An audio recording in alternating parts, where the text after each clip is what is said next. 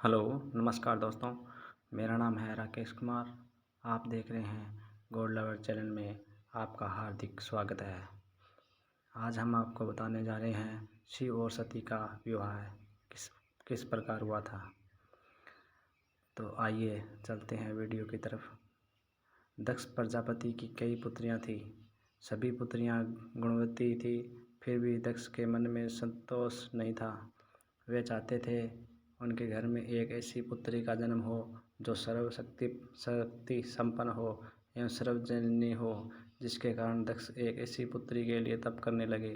तब करते करते अधिक दिन बीत गए तो भगवती आदा ने प्रकट होकर कहा, मैं तुम्हारे तप से प्रसन्न हूँ।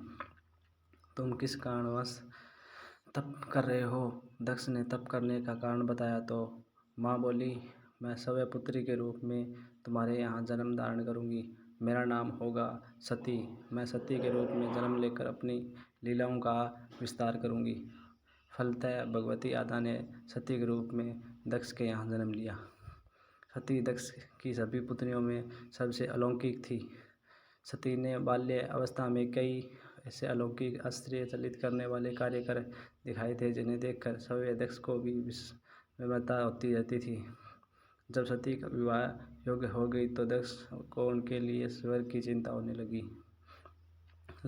उन्होंने ब्रह्मा जी से इस विषय में परामर्श किया। ब्रह्मा जी ने कहा, सती आदा का अवतार है। आदा आदि शक्ति और शिव आदि पुरुष है। अतः सती के विवाह के लिए शिव ही योग्य और उचित वर है। दक्ष ने ब्रह्मा जी की बात मानकर सती का विवाह भगवान शिव के साथ कर दिया। सती कैलाश में जाकर भगवान शिव के साथ रहने लगी। भगवान शिव के दक्ष के दामाद थे, किंतु एक ऐसी घटना घटित हो गई जिसके कारण दक्ष के हृदय में भगवान शिव के प्रति बैर और विरोध भाव पैदा हो गया। एक बार देवलोक में ब्रह्मा ने धर्म के निरूपण के लिए एक सभा का आयोजन किया था। सभी बड़े बड़े देवता सभा में एकत्र हो गए। भगवान शिव भी इस सभा में बैठे थे। सभा मंडल में दक्ष का आगमन हुआ। दक्ष के आगमन पर सभी देवता उठकर खड़े हो गए, पर भगवान शिव खड़े नहीं हुए। उन्होंने दक्ष को प्रणाम भी नहीं किया। फलतः दक्ष ने अपमान का अनुभव किया। केवल यही नहीं, उनके हृदय में भगवान शिव के प्रति इष्टा की आग जल उठी। वे उनसे बदला लेने के लिए समय और अवसर की प्रतीक्षा करने लगे।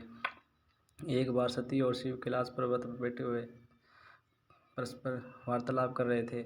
उसी समय आकाश मार्ग से कई विमान कनखल की ओर से जाते हुए दिखाई पड़े। सती ने उन विमानों को देखकर भगवान शिव से पूछा, प्रभु, ये सभी विमान किसके हैं और कहाँ जा रहे हैं? भगवान शंकर ने उत्तर दिया, आपके पिता ने बहुत बड़े यज्ञ का आयोजन किया है। समस्त देवता और देवगण इन विमानों में बैठकर उसी यज्ञ में सम्मिलित होने के लिए जा रहे हैं। इस पर सती ने दूसरा प्रश्न किया, क्या मेरे पिता ने आपको यज्ञ में सम्मिलित होने के लिए नहीं बुलाया? भगवान शंकर ने उत्तर दिया, आपके पिता मुझसे बैर रखते हैं, फिर वे मुझे क्यों बुलाने लगे? सती मन ही मन सोचने लगी, फिर बोली, यज्ञ के इस अवसर पर अवश्य मेरी सभी बहनें आएंगी। उनसे मिले हुए बहुत दिन हो गए। यदि आपकी अनुमति हो तो मैं भी अपने पिता के घर जाना चाहती हूँ। यज्ञ में सम्मिलित हो लूँगी और बहनों से भी मिलने का सुअवसर मिलेगा। भगवान शिव ने उत्तर दिया, इस समय वहाँ जाना उचित नहीं होगा। आपके पिता मुझसे जलते हैं, हो सकता है वे आपको भी अपमान करें। बिन बुलाए किसी के घर जाना उचित नहीं होता। इस प्रकार सती ने प्रश्न किया, ऐसा क्यों? भगवान शिव ने उत्तर दिया, विवाहिता लड़की को बिना बुलाए पिता के घर नहीं जाना चाहिए, क्योंकि विवाह हो जाने पर लड़की अपने पति की हो जाती है। पिता के घर से उसका संबंध टूट जाता है। लेकिन सती पिहर जाने के लिए हट करती रही। अपनी बात बार बार दोहराती रही। उनकी इच्छा देखकर भगवान शिव ने पिहर जाने की अनुमति दे दी। उनके साथ अपना एक गण भी साथ में भेज दिया। उस गण का नाम वीरभद्र था। सती वीरभद्र के साथ अपने पिता के घर गई। दक्ष घर में सती से किसी ने भी प्रेमपूर्वक वार्तालाप नहीं किया। दक्ष ने उन्हें देखकर कहा, तुम यहाँ मेरा अपमान कराने आई हो? अपनी बहनों को तो देखो, वे अब किस प्रकार भांति भांति के अलंकारों और सुंदर वस्त्रों से सुसज्जित है। तुम्हारा शरीर पर मात्र बर है। तुम्हारा पति शमशानवासी और भूतों का नायक है। वह तुम्हें भाग पर छोड़कर और बहना ही क्या सकता है। दक्ष के कथन से सती के हृदय में पश्चाताप का सागर उमड़ पड़ा। वे सोचने लगी, उन्होंने यहाँ आकर अच्छा नहीं किया।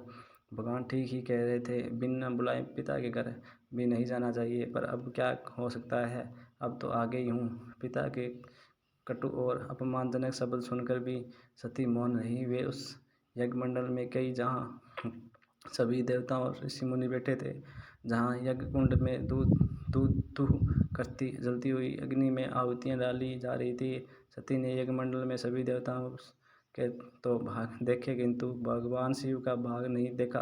वे भगवान शिव का भाग न देखकर अपने पिता से बोली, पतश्रेष्ठ यज्ञ में तो सबके भाग दिखाई पड़ रहे हैं, किंतु कैलाशपति का भाग नहीं आपने उनका भाग क्यों नहीं रखा। दक्ष ने गर्व उत्तर दिया, मैं तुम्हारे पति शिव को देवता नहीं समझता। वह तो भूतों का स्वामी, नगन रहने वाला और हड्डियों की माला धारण करने वाला है। वह देवताओं के पति बैठने योग्य नहीं है।